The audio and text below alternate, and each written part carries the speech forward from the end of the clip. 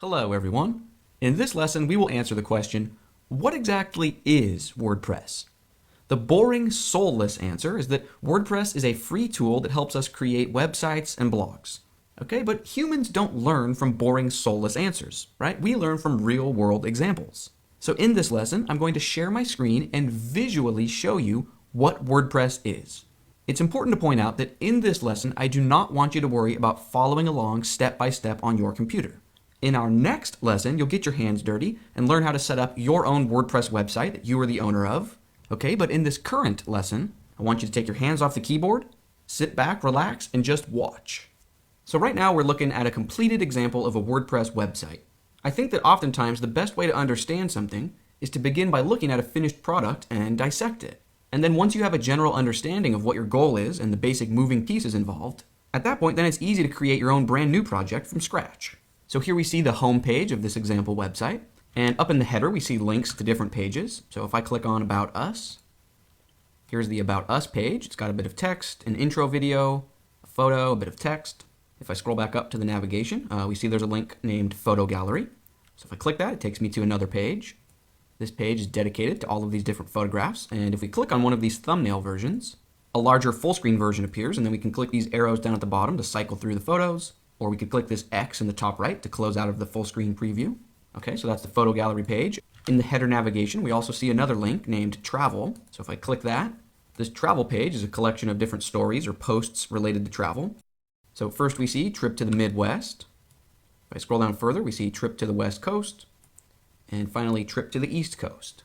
And let's say a visitor of this website was interested in the Trip to the West Coast story. After they read this initial paragraph, they could click on this Continue Reading button. And that would take them to this new page with the full story.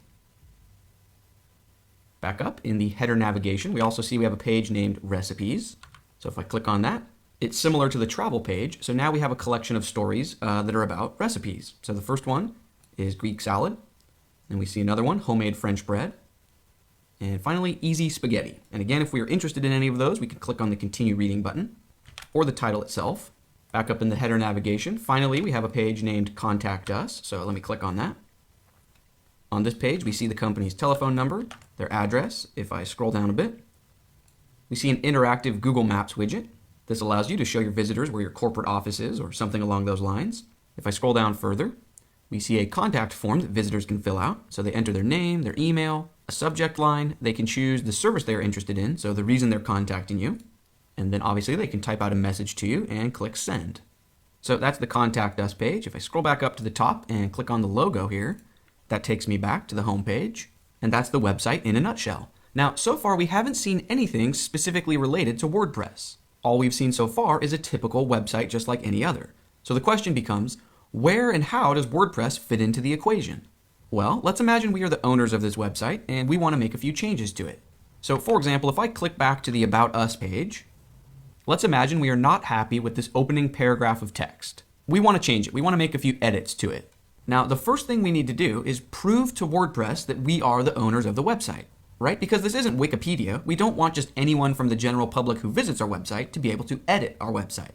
So to prove to WordPress that we are indeed the owners of this website, we need to visit the login page. So let me switch over to a new tab in my web browser. This is the login page for my WordPress website. For now, don't worry about how to navigate to this screen. We will cover that in detail in our next lesson. For now, just know that I'm going to log in with my username and password to prove to WordPress that this is my website. Once I sign in, WordPress will take me over to this administrator dashboard screen. Now, the general public will never, ever see this screen. This section is only for the eyes of the owner of the website. Okay, so this is where we edit and manage and build the website.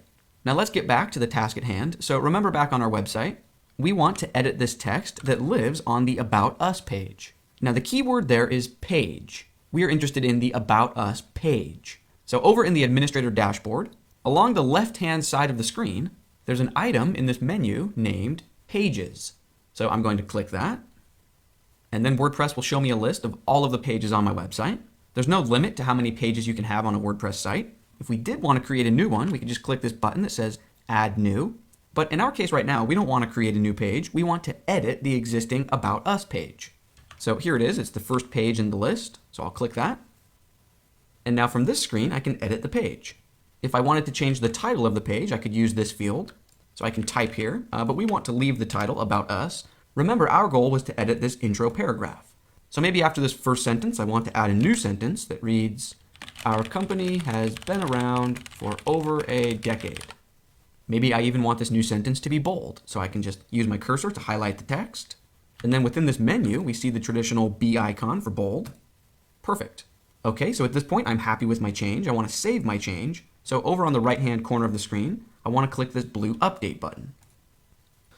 All right, my changes were successfully saved. And now if we jump back to the public-facing website that anyone in the world can see, if I refresh this About Us page, there we see our new sentence.